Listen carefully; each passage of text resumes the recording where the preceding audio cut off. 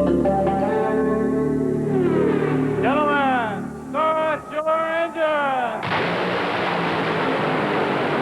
It's Friday, and for RPM tonight, that means the racing action is kicking into high gear. The NASCAR Winston Cup and Busch Series roll for the pole at the track Too Tough to Tame. The Indy Racing League heads back out to the desert to swing back into action after a 2-month break. And the air is right in Houston, so the NHRA expects the records to fall.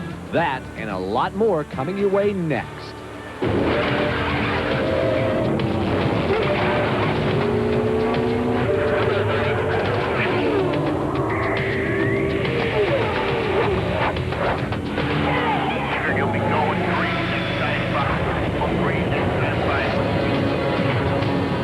Hello, everyone. I'm John Kernan. We begin RPM tonight with some sad news. John Nemechek passed away Friday morning as a result of uncontrollable brain swelling, secondary to the severe brain injuries he suffered in a crash during Sunday's Truck Series race at Homestead, Florida.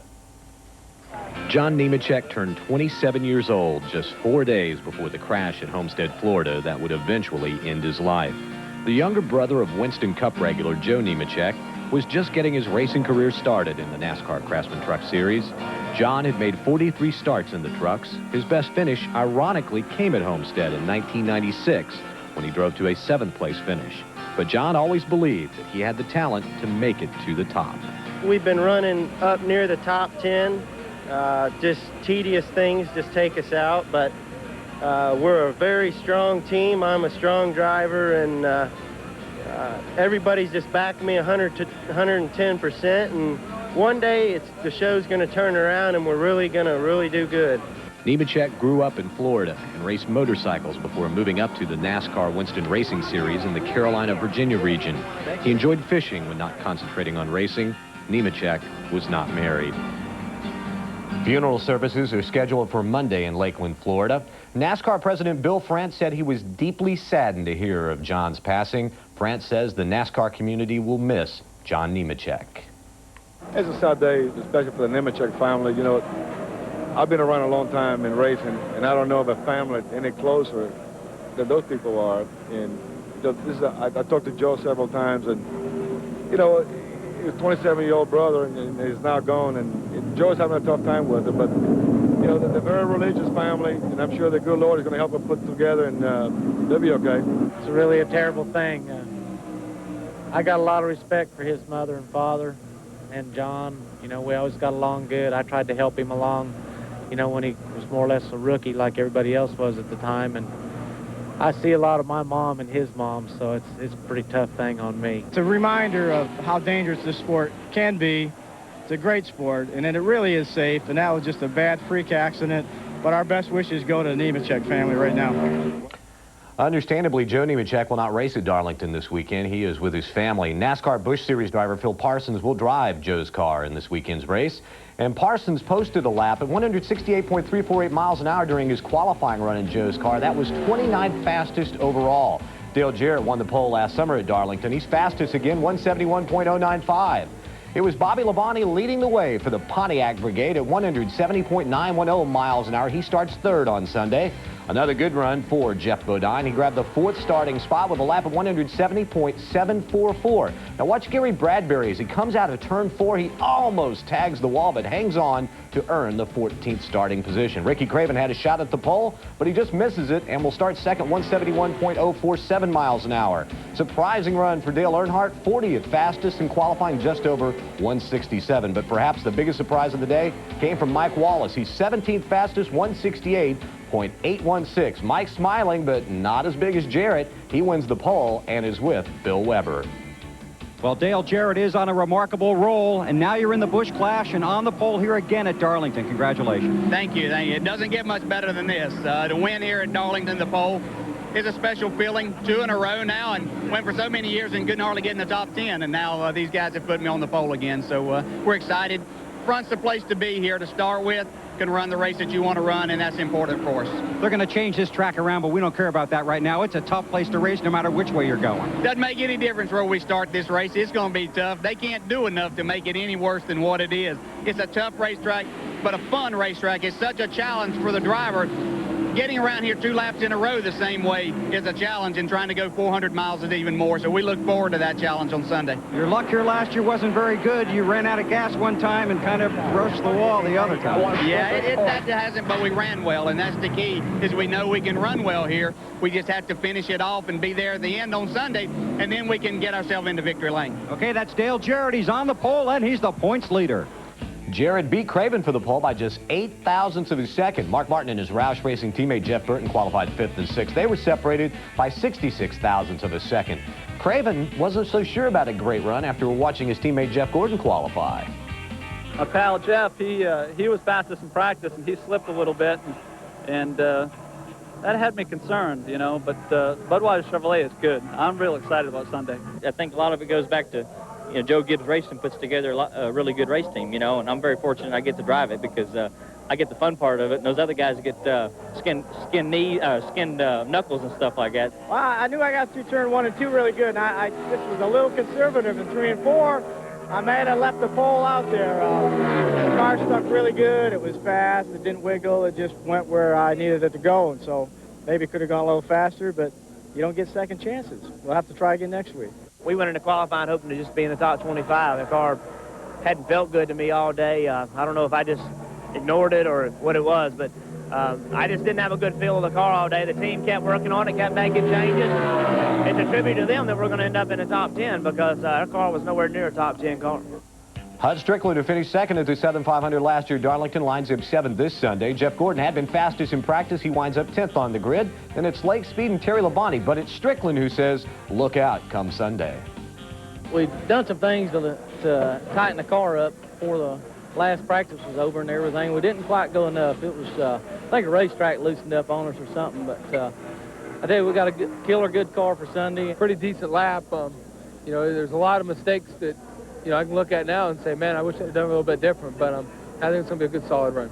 Well, we wanted to run faster, but we got a little loose in 3 and 4 and had a real good turns 1 and 2 speed, but got loose up there, just tried too hard, and, you know, the clouds was out. By the time we went, the sun popped out, and, you know, might have hurt us a little bit, but, you know, them forwards going to be hard to handle. I got real loose off of 2, and I was lucky just to have the car not spin out and hit the wall. So I'm pretty happy with the lap that we had, considering, you know, what happened out there. But we certainly are capable of much, much more than that. Really kind of got bobbled down there in turn 1. I got in the corner a little bit too deep, then wound up using a little bit too much brake, slowed down. You know, you overcompensated a little bit. But all in all, like I said, it's good when you mess up and you still 11. Ken Schrader heads up the next list of qualifiers, starting from the 13th position with a lap of 169.561 miles an hour. David Green posted the fastest lap for a rookie at 168.729 miles an hour to grab the 22nd starting spot. Derek Cope gets the final qualifying spot of the day, 168.654. It's been almost 2 months since the Indy Racing League ran its last race. On Friday, they fired the engines up for practice as race weekend got underway at the Phoenix International Raceway. An anxious moment for Roberto Guerrero. He made some contact with the wall in the afternoon practice session. He was okay. Buddy Lazier pushed his Infinity-powered Dallara to just over 159 miles an hour. Last year's winner at Phoenix, Ari Leyendyke, looks pretty racy again this year, almost 161 miles an hour. But as usual, Tony Stewart is the man, fastest by 5 miles an hour at almost 166. Jim Guthrie posted the second fastest lap in the first round of practice at almost 162 miles an hour. Fermin Velez and Robbie Buell were neck to neck in practice. Then it was Buzz Calkins and Scott Goodyear to round out the top 6. Everyone says the heat really slowed him down. What happens is the warmer it gets, the more the car loses its downforce. So the wings are not as effective. So the car will start sliding around on you. So the speeds will drop dramatically when it gets warmer. I think everybody's probably caught off by this real hot weather that's going on right now. A few people came and tested here maybe a week or so ago when it was warm, and maybe a bit of an advantage. But we'll get it fixed up and changed up, but I think we'll be there. We'll be strong. As long as you're moving in the race car, the heat's fine for you as a driver. But in terms of what it does to the track conditions and how it affects the tires, we'll still have to see how that kind of takes shape. I think that is going to be the biggest story of the weekend, and it's just going to be, I think there's a lot of guys that can go quick, you know, in the cooler temperatures, but that's not going to work in the warm temperatures, and especially for the race. And so I think this race is going to be hard on tires, it's going to be hard on engines, and so it's really, again, I think it's going to be a thing of reliability. We look back at more of the top speeds from Friday's first round of practice. Lion Dyke was 7th fastest at almost 161 miles an hour. Buddy Lazier was 9th fastest, by the way, while Guerrero was 12th fastest at 157.846 miles an hour. Practice for the NHRA Slick 50 Nationals got underway out in Houston, Texas on Friday. Two of the big stories, Al Hoffman and John Force. And, of course, Dave McClelland has the latest. John, the big story from the Slick 50 Nationals here at Houston Raceway Park is a change in body styles on Winston champion John Force's funny car. John, explain to us what prompted the move. Oh, we just simplify it. Everyone knows Tony was in a Mustang at the beginning of the season, and it was just a parting of the way, just a good old-fashioned separation. You have had great success with the GM products over the years. I'm sure that there's little change, at least performance-wise, in the body. Well, there's a little bit difference, but Tony's cars run 300, just like the Pontiac, and he's running the 4s with it. So it's going to be fine. I think we're going to get some wind tunnel time to make some improvements. But I'm excited to make the switch. It's going to mix everything up out here a little bit. But like I say, it was like a marriage. I'm just moving on to a new one. But behind, I got a lot of friends at General Motors. I love them to death. They were good to me a lot of years. You know, one of the big stories that came out of Gainesville 2 weeks ago was the winner of funny car competition, Al Hoffman, suffered a giant engine explosion right in the lights when he won the race. And here he is 2 weeks later. Are you driving this weekend? Well, we were going to try to, but things aren't quite going our way, so I'm putting Jeff Arend in the car here, and he's a good little driver, and I think we got a fast car. If we can come out here and win this thing, you know, we couldn't ask for much more. What's the doctor say about your injuries? Well, he said I should be completely healed in 8 weeks. Right at the point now, I'm going to try to drive in Rockingham. There's no points there, but one way or the other, my car will be there, but I'll definitely be in Atlanta driving. Any kind of long-term prognosis on the status of them? You're going to have use of both hands and all? Yeah, he said everything should be right there 100%. The left hand is already, you know, fine. I mean, it got cut up a little bit, and I've got, you know, just about total mobility of it, so I've got no problem with that. If it wasn't for the cast on the right arm right now, I mean, it really wouldn't be a problem driving. So we're looking forward to getting back in there. We look forward to seeing you on the racetrack. Al Hoffman recuperating from the injury suffered 2 weeks ago. John, that's the story from Houston Raceway Park in the Slick 50 Nationals. Thank you, Dave. Force hasn't missed a beat despite the switch. He was quickest in first-round qualifying, 5.055 ET. In Pro Stocks, it was Warren Johnson with an elapsed time of 6.994. They're expecting a 200-mile-an-hour top speed when the temps cool later on. And in Pro Stock Bikes, Angel Sealing was quickest to 7.402. That is a new track record. Later on RPM tonight, another big day for the Diamond Ridge NASCAR Busch Series team. And despite a disappointing qualifying run, the Richard Childers crew has high hopes for this weekend. RPM Tonight is being brought to you by Miller Lite, who reminds you that anything can happen at Miller time. Rick Mast, who tested near the 169-mile-an-hour mark last week at Darlington. On Friday, with the newest rules change, Rick was just 42nd fastest, lap of 167.186 miles an hour. Also failing to qualify in the first round are Jimmy Spencer and Michael Waltrip. John Andretti was 33rd fastest, while Robbie Gordon posted just the 38th quickest time. Now, these drivers on the last page will have to decide whether to re-qualify or try to make the field through a provisional starting spot. Well, of course, Friday at Darlington turned out to be a day of mixed emotions for the teams getting ready to race this weekend. We go back to the track for more from Bill Weber. Well, as you can certainly imagine, this is one of the most difficult days to spend at the racetrack. During Winston Cup practice on Friday morning, many teams paused for an individual moment of silence, and several said prayers for the Nemechek family. But racing continues, and the first order of business for Team Sabco was to find someone to fill Joe Nemechek's seat until he could return to the track. That man is Phil Parsons. I hate to be in the car under these circumstances, but you know, I'm sure it was important for Joe to be with his family, so I'm just glad to help out. Among the candidates to go to victory lane here on Sunday, Jeff Gordon, looking for his 3rd win of the season and his 4th straight at Darlington. Meanwhile, 9-time Darlington winner Dale Earnhardt hasn't won in 31 races. But this week, he has a car that crew chief Larry McReynolds is much more familiar with. My goal when I went to Richards in December was to go in there and see what was there and work with what was there, because obviously a lot of success has come out of those shops over the number of years in the past. But, you know, after running 3 or 4 races, certainly got to be careful, because I don't think what they had was wrong.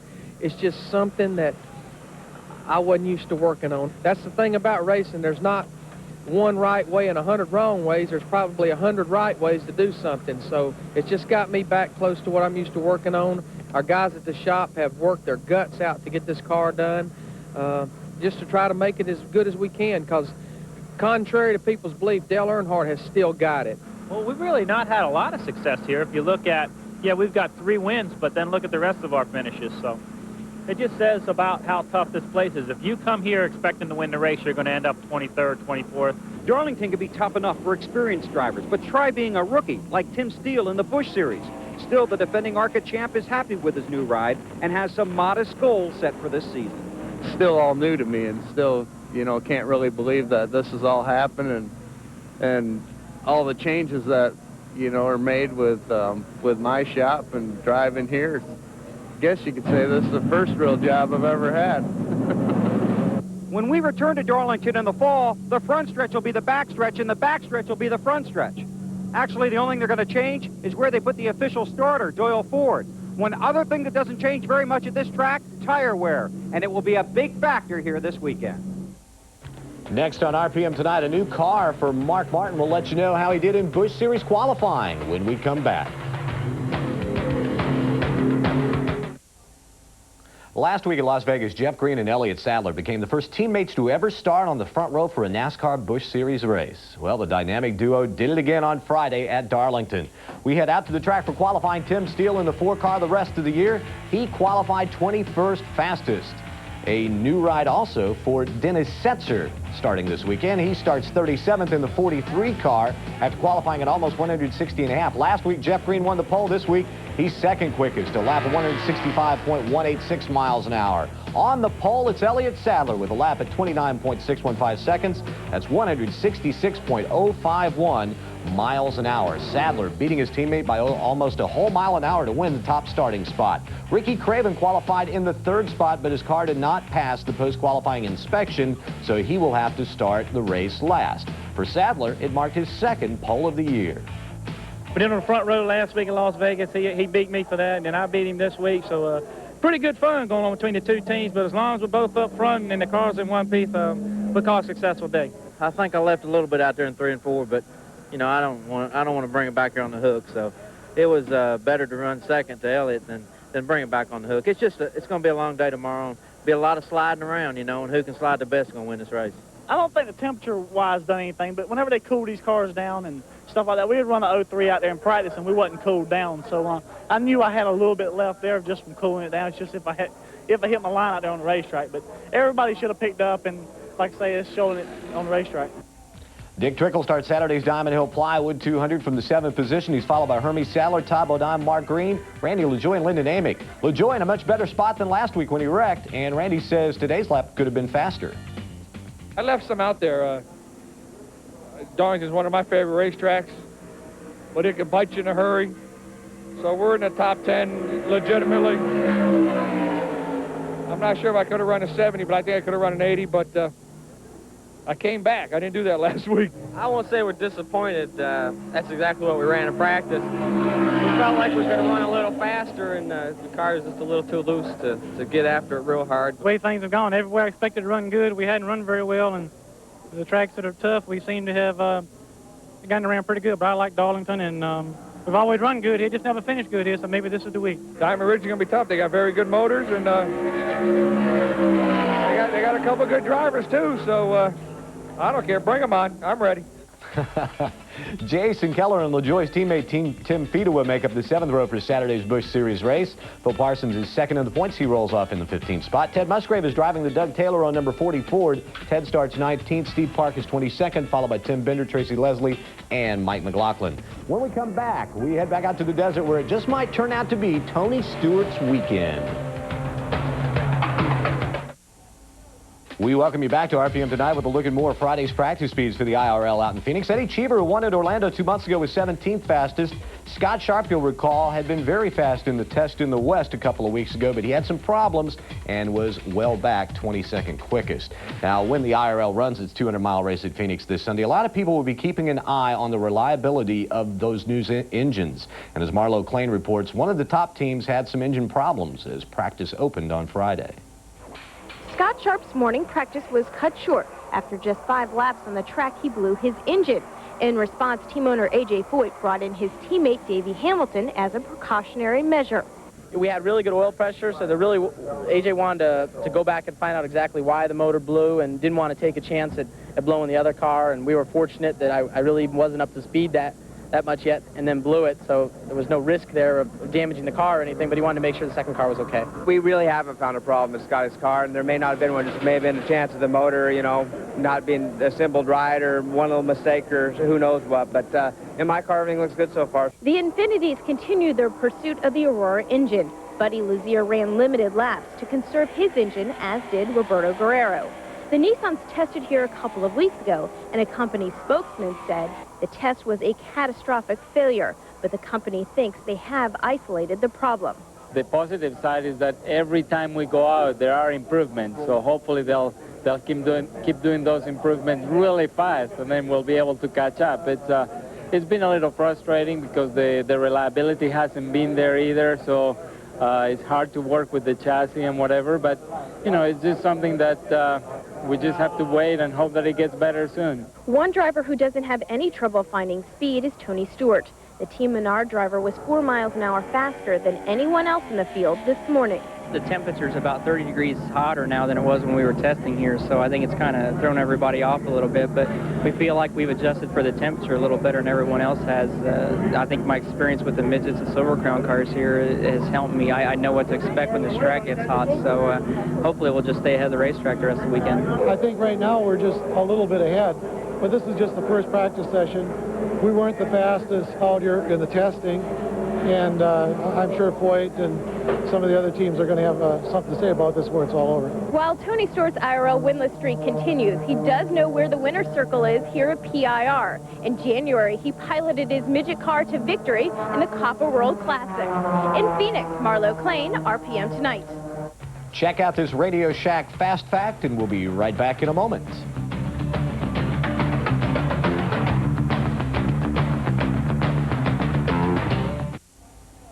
We've got all the racing action coming for you this weekend on the ESPN ABC family of networks. The NASCAR Busch Series race at Darlington highlights Saturday's schedule. Sunday, we've got the NASCAR Winston Cup Series at Darlington, the IRL at Phoenix, and the NHRA live from Houston. A federal court jury ruled on Friday that manufacturers of a plane that crashed and killed Alan Kulwicki and 3 others were not negligent. The jury awarded no damages to the Insurance Company of North America, Eastern Foods, and Hooters of America. The National Transportation Safety Board said the pilot of the plane had failed to use the engine inlet anti-ice system, and ice was sucked into the engines, causing them to fail. In Top Fuel, first-round qualifying out at Houston for the Slick 50 Nationals, 94 Rookie of the Year, Bob Vandergrift Jr., a new ET track record, 4.63 seconds. He reached a top speed of 300.4 miles an hour. Well, enjoy the racing this weekend, and we will be back again Monday night at 7 Eastern to talk all about it. The professor, Benny Parsons, is going to be here. We'll see you then. Good night, everybody.